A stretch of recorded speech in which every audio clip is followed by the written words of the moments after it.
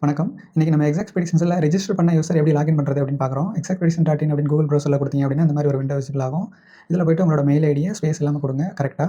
அதை தொடர்ந்து உங்களோட பாஸ்வேர்ட் கொடுங்க. அதுக்கப்புறம் லாகின் அப்படிங்கிற பட்டனை கிளிக் பண்ணிங்க அப்படின்னா இந்த மாதிரி உங்களுக்கு திருமகள் தரிசன விண்டோ விசிபிள் ஆயிரும். இதில் போய்ட்டு நீங்கள் இப்போ ஒரு புதுசாக ஒரு ஜாதகம் வேணும் அப்படின்னா இதில் நீங்கள் ஆட் பண்ணிக்கலாம். அதுக்கு உங்களோட நேமு, அதுக்கப்புறம் உங்களோட ஜெண்டர் என்ன அப்படின்றத நீங்கள் செலக்ட் பண்ணணும்.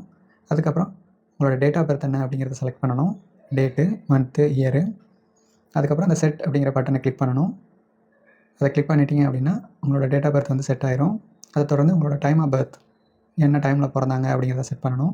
அதை தொடர்ந்து எந்த நிமிடத்தில் பிறந்தாங்க அப்படிங்கிறத செலக்ட் பண்ணி ஏஎம்ஆ பிஎம்ங்கிறத செலக்ட் பண்ணிட்டீங்க அப்படின்னா நீங்கள் பெர் பிளேஸ் அதுக்கப்புறம் கொடுக்குற மாதிரி இருக்கும். அதை நீங்கள் கொடுக்குறப்பயே உங்களுக்கு வந்து சஜஸ்ட் பண்ணும்.